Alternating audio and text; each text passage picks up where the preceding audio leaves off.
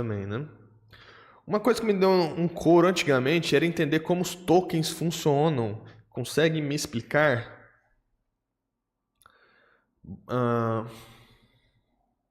Você quer uma aula completa ou você tem uma coisa que você pode perguntar mais específico? Né? Qual tipo de token? A gente está falando de OAuth, estamos falando de JWT, estamos falando só da parte de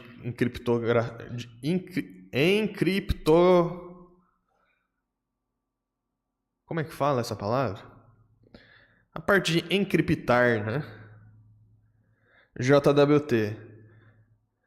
Queria saber se eles realmente são seguros. São seguros. Respondi isso. Vamos para a próxima. Olhando tudo ontem foi resolvido com linhas. Geralmente é assim, né? Procura tutorial de autenticação e autorização. Vamos debulhar um pouquinho o JWT? Compensa, porque isso é uma coisa totalmente a ver com web, né? Vou aprofundar mais tarde. A gente pode dar uma pesquisada. Eu não sou professor, né? Então a gente vamos aqui tendo um papo, né? Cara, qual que é a principal parte negativa do JWT? Você não consegue fazer um revoke nele sem ter que armazenar dentro do seu banco de dados, né? A grande vantagem do JWT é você poder emitir ele sem que você tenha que salvar ele no banco, né? Mas aí não tem como, né? Se você quiser, se não tem como você dar um revoke nele depois, né? Bom, vamos tentar aqui entender. Bom, os detalhes matemáticos de criptografia eu não compreendo, então essa parte aí vai ser um pouco complicado, né? Mas vamos tentar estabelecer algumas coisas aqui, né?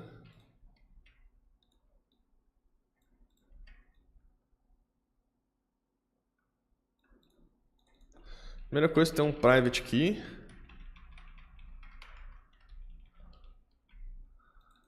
E um public key, né?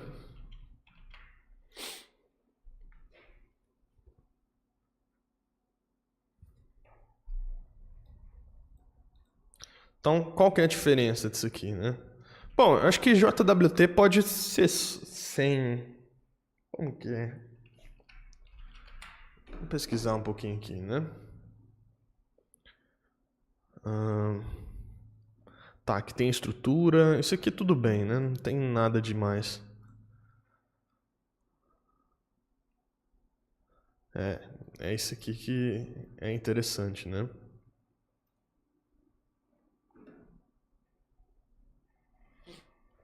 Então, você tem aqui, ó. Vamos supor que você tem uma informação aqui. Secret pass. Vamos pôr aqui um JSON. ID2 T3. Eu cheguei a fazer essa aula como Gemini. O que é um JWT e como ele funciona? Tipos... Ixi, o coraçãozinho está na frente. Tipos de autenticação, senha, token, OAuth, OpenID Connect, etc. OAuth é uma coisa muito importante de compreender também, viu? A gente usa muito. Métodos de autenticação, senha, token, biometria, etc. Bom, mas vamos lá. Vamos pôr assim, user 3, né? Não, vamos pôr aqui, user 2. Role 3. Então, o que eu estou querendo dizer aqui, né? É um usuário que tem o role, tem a permissão de acesso nível 3 e o ID dele é 2, né? E aqui eu vou ter... Vou desenhar algumas coisas aqui, depois a gente vai encaixando. A gente vai ter o JWT em si, né? A gente vai ter também...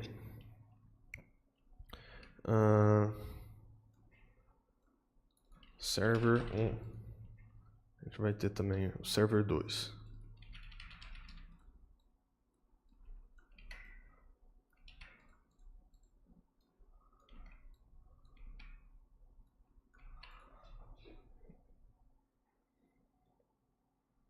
Tá.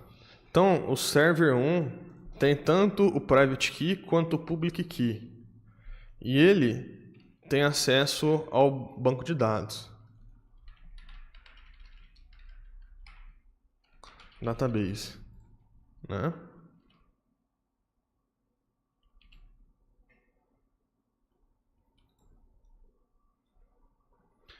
E o server 2, ele não tem acesso ao banco de dados, mas ele tem um public key, certo?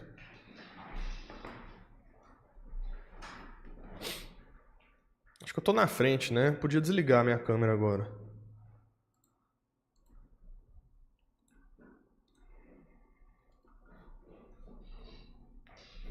Senão fica com pouco espaço. Às vezes eu fico incomodado aqui de desenhar, que tá me faltando espaço, né? Vamos lá. Então, eu tenho aqui o server.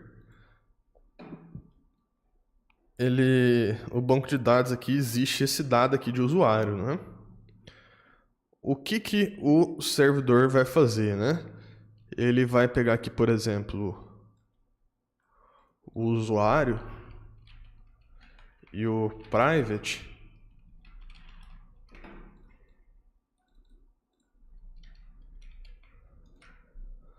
E isso vai virar um token.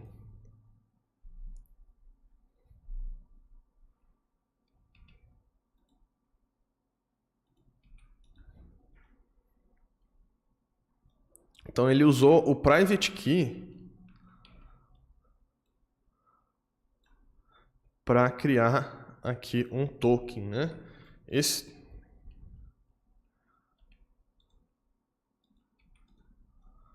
Esse token aqui, né, ele é alguma coisa bem bizarra, tipo, opa, é um negócio bem bizarro, aleatório assim, né? E aí o que acontece? Com isso daqui, eu posso pegar o public key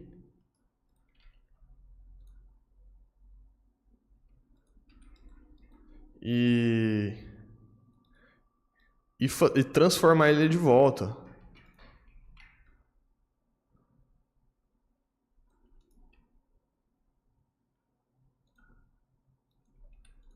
Certo?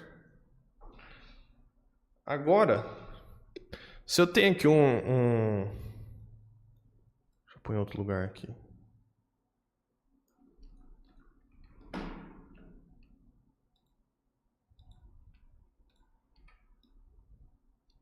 Ou seja, esse cara aqui, em qualquer lugar que eu tenha o public key, eu consigo ver tudo que está dentro dele. Você está acompanhando? Tô confuso aí, alguma coisa? Então, assim, um valor assim incompreensível, você consegue fazer ele virar um JSON de volta, né? Por exemplo, é isso que você vai enxergar aqui, né?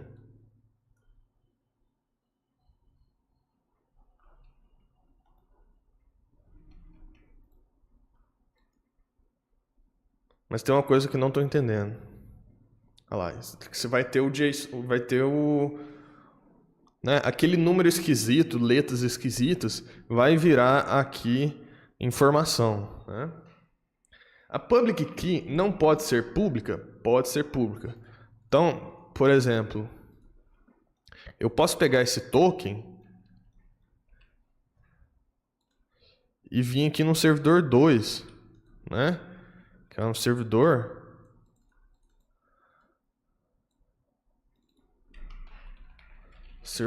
parceiro, mas não confio.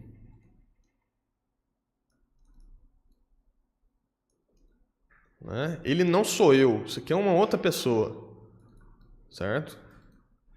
Só que como ele tem acesso ele tem o public key, então ele consegue a partir do public key falar que essa pessoa que entregou os dados aqui, esse token, ele tem certeza que é essa informação aqui, certo? Se ele não tivesse um public key, ele não conseguiria chegar nessa informação aqui, né? Mas ele tem o public key, né? Bom, isso quer dizer o quê? Que qualquer pessoa que tenha o public key vai ter acesso à informação em si aqui do usuário. Então isso quer dizer que só quem tem private pode gerar um token válido? Exatamente, vamos chegar aqui nesse ponto agora. Agora vamos supor aqui então que eu tenha um server 3 e ele é malicioso.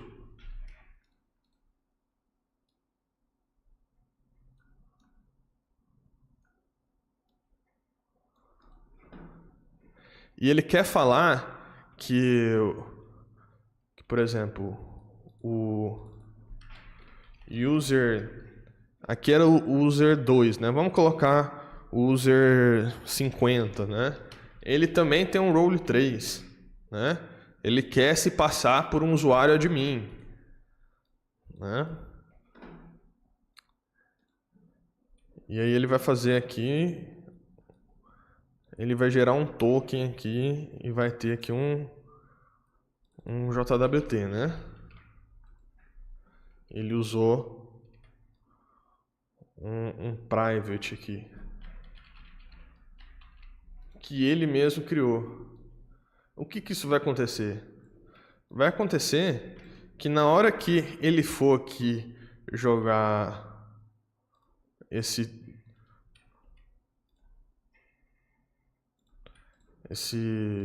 token aqui, vamos escrever mais um pouquinho aqui. Token com chave inválida.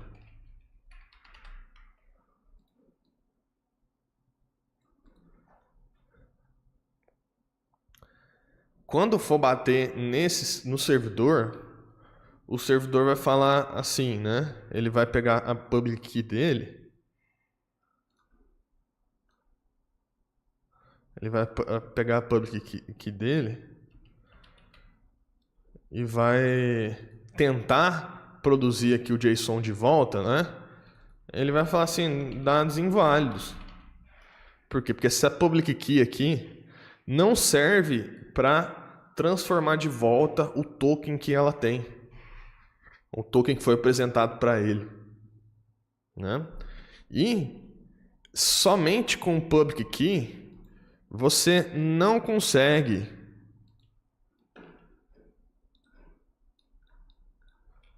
chegar na private key, né? Impossível, não existe como você chegar aqui na private key. Ou seja, você precisa saber, conhecer qual que é a private key para você gerar um token que vai ser válido quando você passar ele dentro da public key. Certo? Então essa é a visão geral de JWT.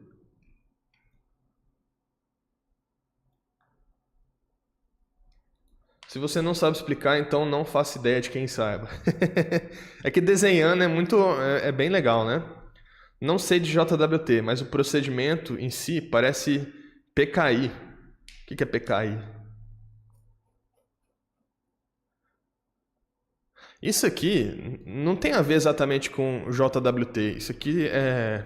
Como é que chama? Criptografia assimétrica, né? Isso aqui é criptografia assimétrica. Certificate. Sim, então provavelmente nesse PKI, vamos ver o que é PKI. Infraestrutura de chaves públicas. Exatamente. Né? Isso aqui não é JWT específico, né? Isso aqui tem a ver com criptografia assimétrica, né? Não é nem PKI. Então, criptografia assimétrica é a matemática que permite com que isso aqui seja possível. Então, primeiro de tudo, a gente tem que ter uma matemática que a gente tenha um private key, né? você vai assinar, você vai criptografar usando aí uma private key e você vai ter uma public key que só com aquela public key você vai ser capaz de ler o conteúdo daquilo. Então, quais são os vetores? A gente pode falar de vetores de ataque também, né? Como aqui o cara teve uma public key, né? Se de alguma forma ele conseguir enganar o servidor, public key maliciosa, né? Se de alguma forma ele conseguir enganar o servidor aqui, que a chave pública, por exemplo, trocou, né? Aí você está ferrado. Ou seja, ele pode gerar tudo que ele quiser aqui e ele vai ter acesso a tudo aqui no servidor 2. Então você está confiando aqui que a public key ela não vai ser comprometida também, certo?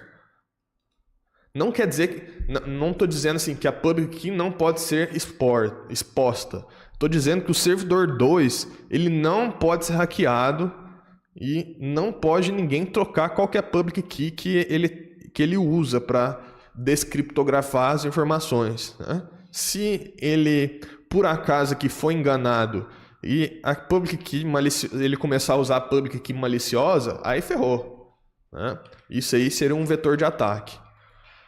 Outro vetor de ataque.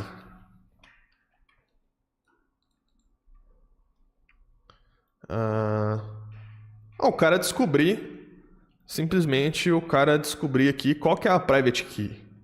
Se o ator malicioso aqui descobrir qual que é a private key,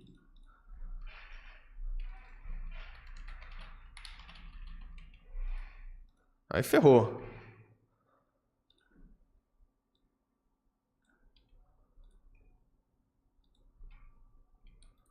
Certo?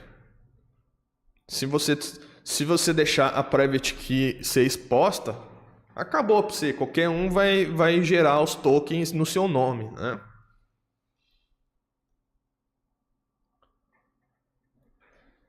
Eu dei um Google. Acho que JWT só tem um server no meio que toma conta disso, em vez de ter que pôr certificados em cada cliente. Então, você pode ter o private key em vários servidores diferentes, mas todos esses servidores precisam ser de sua confiança, né? Você não pode deixar um private... Aí ele vai ser um servidor de emissão de token, né? Todo servidor que tiver a private key, ele é um servidor que ele é capaz de emitir tokens, né? Só que às vezes isso não é tão conveniente. Às vezes você tem vários servidores de emissão, mas cada um tem uma private key própria. E aí, nos servidores que vão usar esses dados, cada um deles vai ter que ter a public key de cada um desses servidores de emissão, né? Então, quando a gente está falando de Google, Facebook, essas coisas que são globais, eles têm vários servidores de emissão e aí os servidores de leitura deles, digamos assim, cada um vai ter que ter a public key daquele... Cada um vai ter que ter o public key de todos os servidores de emissão, né? Enfim, aí quando a gente coloca nessa escala global, os trem tudo fica complicado, né? Dá para quebrar isso? Sim, mas boa sorte. Então, aí que tá. Se você for quebrar, primeiro você tem que quebrar a matemática disso, né? Primeiro de tudo, para você quebrar aí na força bruta, vamos dizer assim, né? Você tem que descobrir aí como é que você quebra criptografia assimétrica, né? Isso não é uma coisa nem um pouco simples, né? Tem aí pesquisadores dedicados a entender essas coisas, né? Mas, enfim. Ninguém pode ter a private, exatamente. Se a sua private key for comprometida, acabou, né? Ele precisa enganar o usuário que é o server, tipo um site malicioso. Aí você manda as infos, mas no final do dia tem os Certified Authorities, que assinam sem certificados e podem ser usados. Falar nisso, como é que dá para conseguir um certificado SSL? Dá para gerar manualmente com OpenSSL e outras aplicações, mas é self-signed. Se você quer um oficial, tem que ser um Certified Authority. aí é pago. Vai dar a complexidade da sua aplicação. Que aí conforme o tipo de site que você quer ter, o tipo de autoridade que você quer ter, compensa você pagar, né?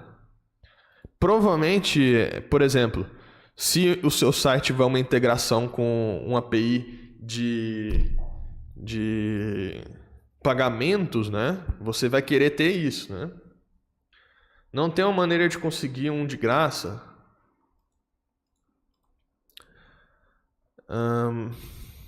Cara, se eu não me engano, dependendo do domínio que você compra, eles já vão te dar um certificado. Eu não sei, eu não entendo muito, na verdade, sobre essa parte, não.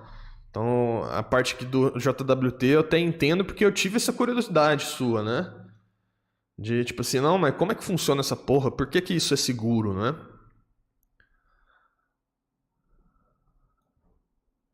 E aí, enfim, o JWT tem as desvantagens que eu comecei. Bebam água, galera. Vamos beber água.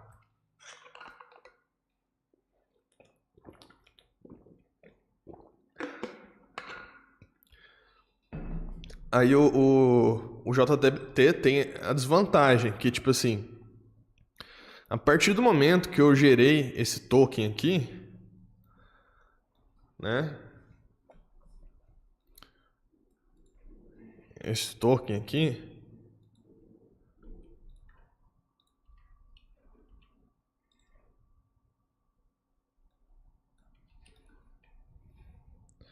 ele é válido enquanto o mundo for mundo, né? Enquanto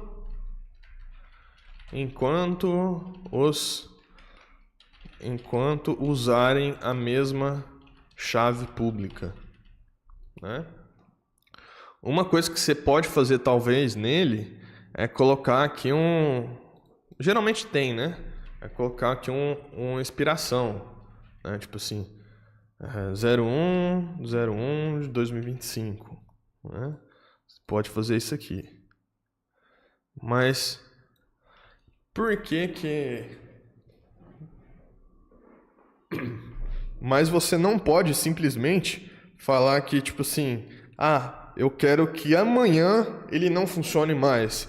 Eu já gerei com a data de expiração, né? Eu já gerei com a data de expiração. Que eu não tô aparecendo. Pra me dar mais espaço. Às vezes quando eu tô desenhando eu fico incomodado que, tipo, minha cabeça fica na frente e eu não posso usar esse canto aqui, né?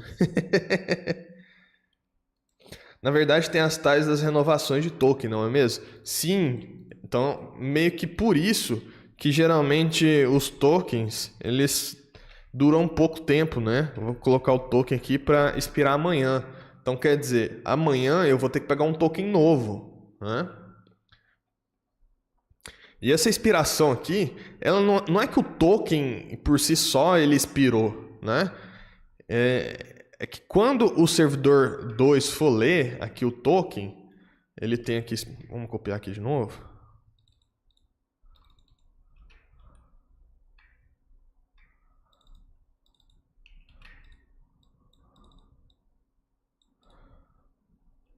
Né, o servidor 2, ele vai falar assim: não quero, tá velho, né? E aí você que se vire. Código 401.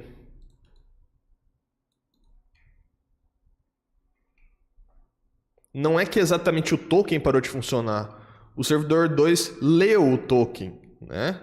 Se ele não tivesse... Aqui, vamos pôr um 3 aqui. Verificação. Se, por exemplo, ele não existisse essa verificação de data, né? Verificação de data. Ele poderia continuar aqui, né? Se eu tirasse aqui essa verificação de data, ok, código 200, né? Isso aí, tipo, é a implementação do back-end da pessoa, né? Agora, por exemplo, se eu quiser ter a possibilidade de fazer o revoke, né? Ou seja, o trem que está marcado para ser 2025, né? E se eu quero falar que amanhã não é para funcionar mais, né? O que eu vou ter que fazer? Eu vou ter que, na implementação do server 2, eu vou ter que pegar aqui, e depois que eu peguei o token aqui, eu vou ter que bater de volta lá no servidor 1, né? Tem certeza que esse token ainda é válido?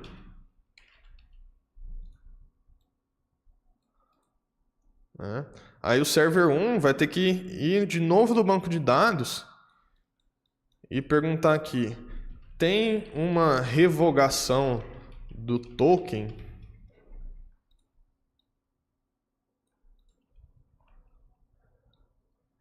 E aí o banco de dados vai responder aqui e o server vai responder aqui pro 2, né, de volta. Assim, tá revogado. Então, aí a mesma coisa vai acontecer, né?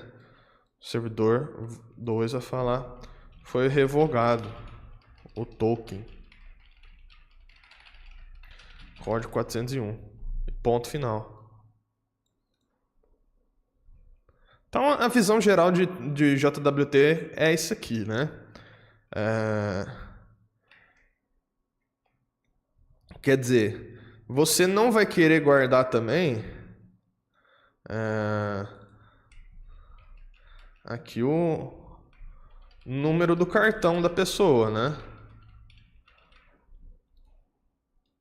Isso aqui é uma desvantagem também do token. Ele não é porque ele tem uma criptografia que você vai poder guardar qualquer coisa lá dentro. Por quê? Porque qualquer um que tiver acesso à public key vai acessar as informações que estão dentro do token. Então, assim, você só vai trafegar informação dentro do token, coisa que você considera segura, né? Então, tipo assim, né? O nome, sei lá o que, né?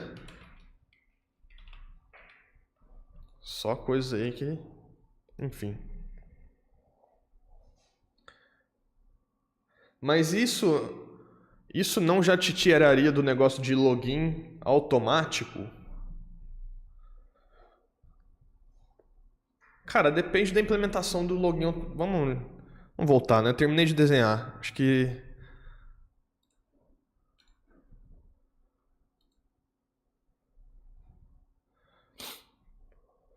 mó trampo aí, tem que gerar. Enfim, aí, por exemplo, se você quer ter a possibilidade de revogar o token, olha aí o que você tem que fazer a mais, né? Você tem que ter uma tabela a mais aqui dentro do banco de dados para guardar se o token foi revogado ou não. Você tem que fazer uma request a mais, enfim, né? Isso também, né? Tipo assim, às vezes você nem tem um servidor 2. Você pode trabalhar toda essa questão aí tudo no servidor 1 mesmo, né? Só que aí não tem muita necessidade de você fazer um JWT, né? Você poderia ir fazendo um método de autenticação um pouquinho mais simples, digamos assim, né? Bom, login automático.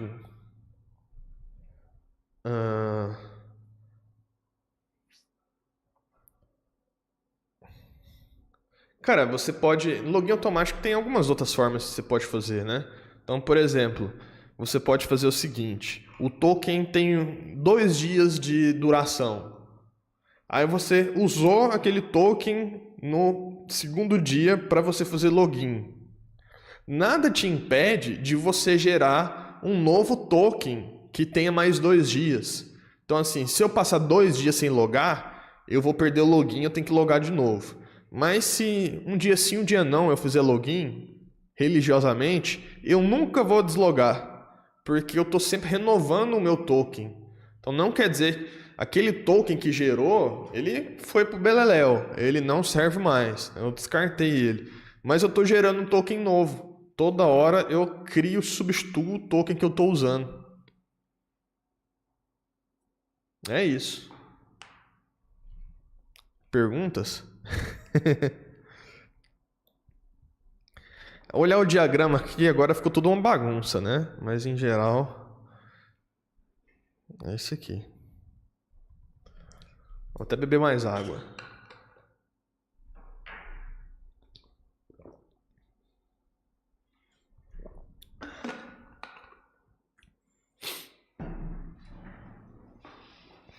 Foi divertido isso, né? Eu não sabia se eu saberia explicar isso aqui, mas eu acho que eu soube.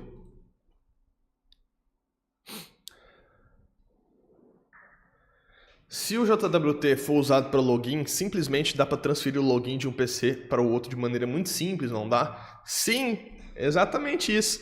Se o seu token está aqui como né, você entrar aqui no application, ele está aqui no seu local storage, você pode simplesmente copiar o token e colar no outro navegador, né? Minha pergunta é, ainda dá tempo de comprar uma enxada? Sim, dá tempo. Eu estou estudando para tirar o CKS, então ainda estava no que eu lembrava. Bacana. O JWT é um negócio muito comum hoje em dia, né? Realmente, o único problema do JWT é a questão de revogação, né? Então,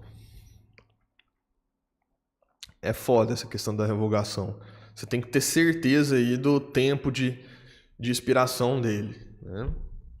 Porque senão você perdeu, simplesmente você perdeu o benefício real ali do JWT, né? Porque uma coisa que você poderia fazer é que em toda requisição para o servidor, né, em vez de você ter um JWT, o token, né? Você pode fazer um esquema que você tem que passar user e senha, né? O que te impede disso aqui, né? Só que aí o que acontece? Você não teria como compartilhar o login com um outro servidor, sem que esse servidor também tenha acesso ao seu banco de dados, né?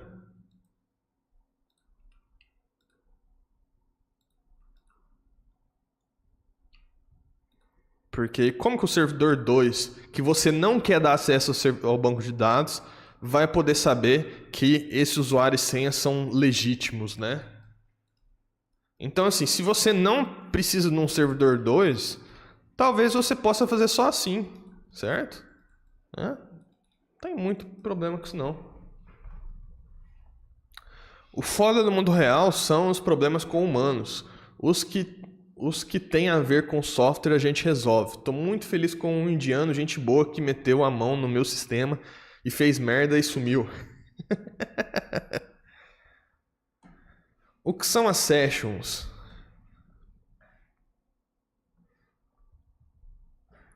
Então, a session vai ser o seguinte.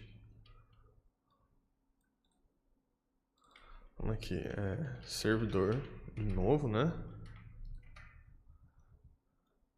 E aí... isso aqui, talvez você não precise que... Você pode mandar na primeira vez aqui o usuário e senha, né?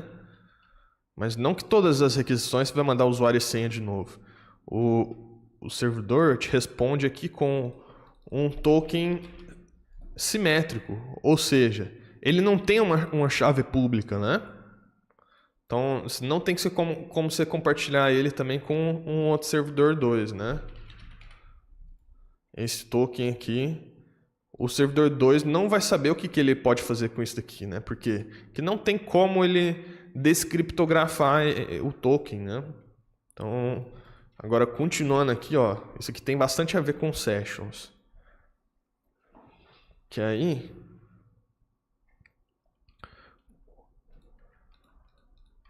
o usuário mandou aqui uma requisição, né? Aliás, nem precisa ter usuário e senha, na verdade, né? Vamos pôr aqui um client, né? Um front-end normal.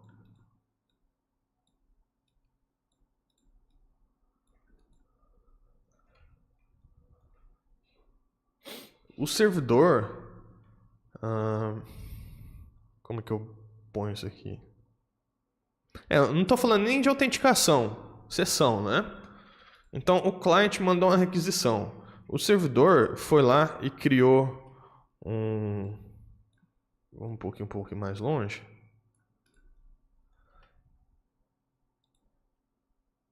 ele criou aqui um ID, Session ID.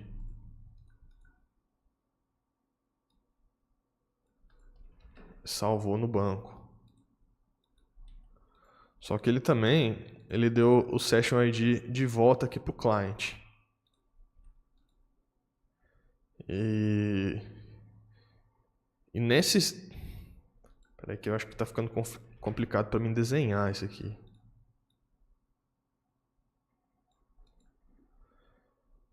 E dentro dessa session aqui, ele guardou informações, né? Informações relacionadas ao cliente.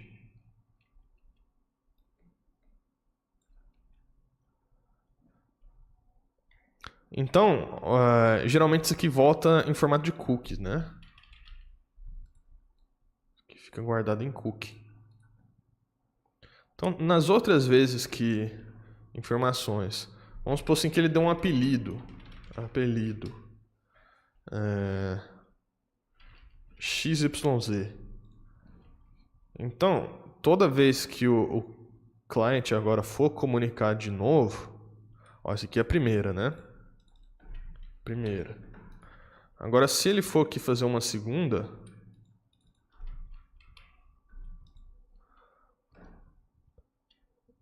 o servidor, ele sabe que foi o XYZ.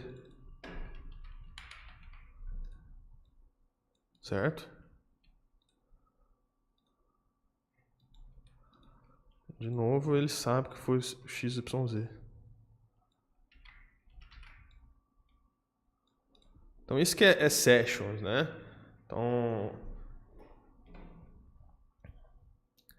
ele sabe como, né? Porque ele vai bater no servidor falando aqui, me passaram esse session ID aqui, né?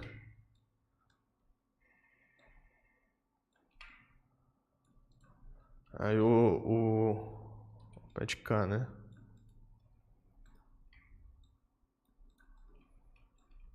Aí os dados dessa session estão armazenados e o servidor, o banco de dados me retorna. Então, assim, eu tenho ali como gravar informações do meu lado. O YouTube está muito caladinho, né? O pessoal aí está bem calado, até achei que estava travado. Então, eu tenho como gravar informações aqui sobre alguém que está mandando requisições para mim, sem ter necessidade de dar um token para alguém, ou então de pedir para que a pessoa ela dê alguma informação para mim todas as vezes, né? O que ela dá de informação todas as vezes é o cookie, né? Geralmente o Session ID fica aí gravado dentro do cookie, né? Vamos ver aqui se esse negócio tem.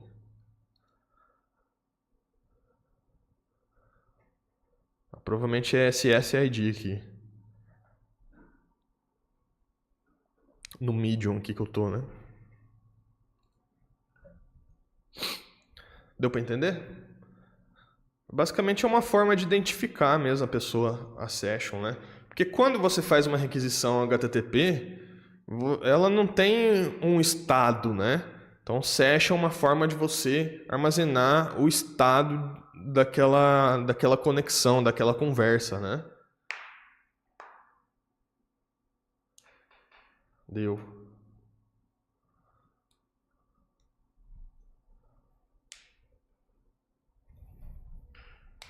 Basicamente é isso. E aí, na próxima vez que vamos supor assim, às vezes você vai limpar, se você limpar o cookie, por exemplo,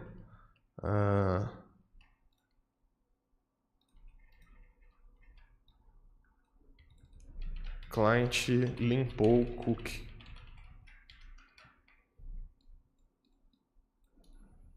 Então aí